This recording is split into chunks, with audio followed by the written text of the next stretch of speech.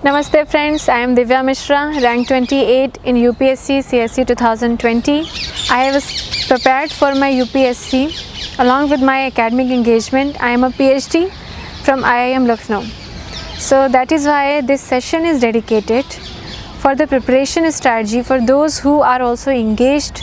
Maybe they are in a job, maybe they are doing their graduation or post graduation or anything else. तो हो क्या जाता है, देखिए टाइम डेफिसिट आ जाता है. आप as a candidate with respect to other candidates in the competition जो पूरा टाइम उसमें डेडिकेट कर रहे हैं, आपके पास वो टाइम नहीं है. There is time poverty. तो कैसे डील करें? तो मेरा फर्स्ट जो टिप है वो यही है, ये जो टाइम डेफिसिट है इसको आप मोटिवेशन सरप्लस से ब्रिज करने की कोशिश करिए. आपको अपना मोटिवेशन हाई रखना पड़ेगा. आप खुद को सराउंड करिए उन लोगों के साथ जो आपको लेकर के पॉजिटिव हों. आप अपने आप को योगा, मेडिटेशन, इन सब चीज़ों में भी इन्वॉल्व करके रखिए, क्योंकि आपको हेल्प करेगा. क्योंकि आपकी जर्नी थोड़ी डिफ़िकल्ट है रिलेटिवली.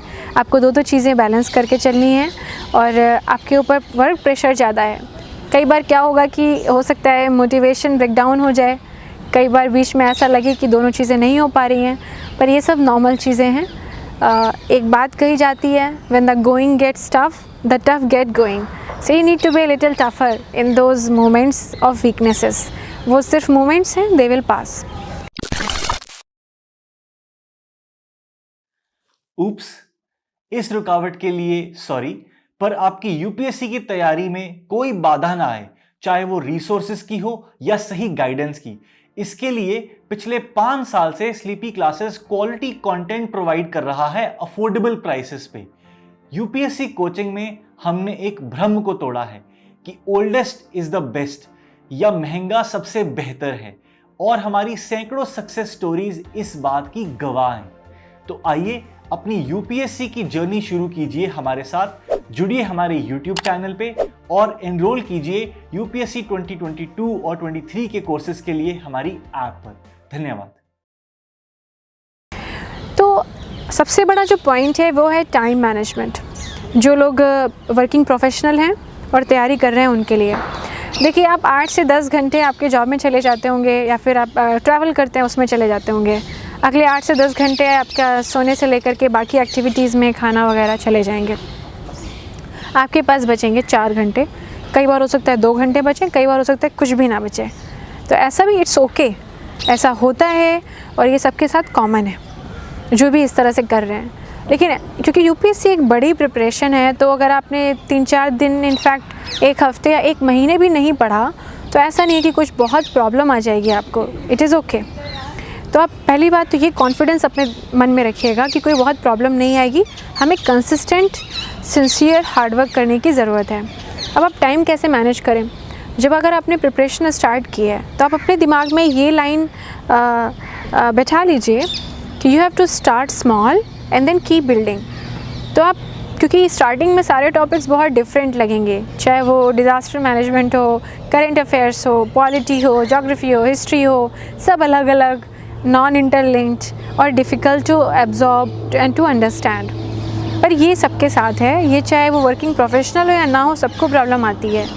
तो आप पेशेंस रखिए. जब आप इस स्टेज में आप बिगनिंग कर रहे हैं, आप क्योंकि सिलेबस देखिए यूपीएससी का मल्टी लेयर्ड है, तो आप पहले अपना जो है वो प्रिपेयर करिए. Polity Laxmikanth, modern in history spectrum, geography, disaster management, ethics, ये सब जो हैं वो बहुत ही स्टैटिक पोर्शंस हैं. एटलीस्ट इनका जो स्टैटिक पोर्शन है, तो आपको कॉन्फिडेंस आ जाएगा कि हमारा काफ़ी पोर्शन जो सिलेबस का है, मे बी 30, 40, 50% कंप्लीट हो चुका है. इसके बाद आते हैं डायनेमिक लेयर्स प्रिपरेशन के.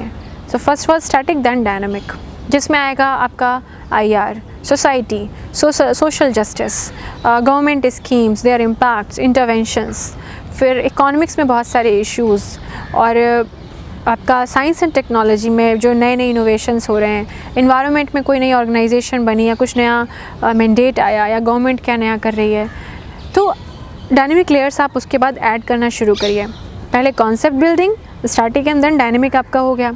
इसके बाद जो थर्ड है, it is complete current affairs. जब आपने 2 लेयर्स अपने सिक्योर कर लिए, तो जो करंट अफेयर्स है वो आपके जो कॉन्सेप्ट्स हैं उन्हीं को नर्चर करेगा.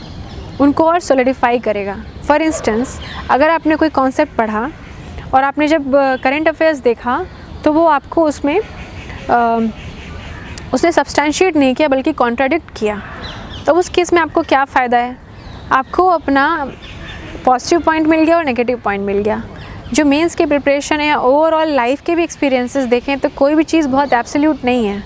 चीज़ें पॉजिटिव, नेगेटिव, न्यूट्रल, हर तरह के डायमेंशंस अपने आप में रखती हैं। तो जब आप इस तरह से चीज़ों को देखना शुरू करेंगे तो आपकी मेंस की प्रिपरेशन, इंटरव्यू की प्रिपरेशन और काफ़ी हद तक प्रीलिम्स की भी प्रिपरेशन अपने आप होनी शुरू हो जाएगी। आप डेली क्या कोशिश करिए, 2 से 3 घंटे निकालने की कोशिश करिए। जो बेसिक पोर्शंस हैं उनको पढ़िए। धीरे धीरे क्या होगा कि जब आपका लेवल ऑफ नॉलेज बढ़ने लगेगा तो वो 2 से 3 घंटे चाहे आप तब भी निकालेंगे, लेकिन जो उनका आउटपुट है, जो उनका ROI है, रिटर्न ऑन इन्वेस्टमेंट, वो बढ़ जाएगा आपके लिए। तो आप आराम से इसको कर सकते हैं। और फिर एक टाइम के बाद आप प्रैक्टिस मोड में जब आ जाएंगे, जब आप क्वेश्चन पेपर्स को सॉल्व कर रहे हैं, आप क्वेश्चन देख रहे हैं और आपके दिमाग में उसके आंसर्स का फॉर्मेट जो है वो आना शुरू हो जाए, इसके लिए आप प्रैक्टिस करना स्टार्ट करिए। जब आप इस स्टेज को रीच कर जाएंगे तो आप समझ लीजिएगा आपकी preparation to a large extent complete है और आप एग्ज़ाम के लिए रेडी हैं। DKT UPSC CSC। अगर आप केवल सिविल सर्विस परीक्षा के प्रीलिम्स, मेंस और इंटरव्यू के वीडियो देखना चाहते हैं तो सब्सक्राइब करें DKT UPSC CSC चैनल। यहाँ आपको टॉपर्स के वीडियो रैंक के हिसाब से अरेंज मिलेंगे। चैनल के लिंक के लिए डिस्क्रिप्शन बॉक्स में जाएं। तो इस पूरी सेशन में जो मेरा एक मैसेज है जो मैं कन्वे करना चाहूँगी वो यही है कि आप डिमोरलाइज मत होने दें खुद को। ये स्ट्रगल है, डिफ़िकल्ट है, लेकिन इसका मतलब ये नहीं है कि ये हो नहीं सकता है। It is completely possible. Just be focused, have sincerity, be ready for the failures also, because failure just एक एंटीसीडेंट है सक्सेस का। सक्सेस के पहले फेलियर्स आते हैं, सक्सेस के बाद भी हो सकता है फेलियर्स आएँ, तो वो एक साइनोसॉइडल कर्व है, वो चलेगा। आप उससे बिल्कुल भी घबराएं ना। और वर्क लाइफ बैलेंस बना के रखें, अपनी हेल्थ का ध्यान रखें, प्रिपरेशन को एज ए एसेट लीजिए, लायबिलिटी मत लीजिए।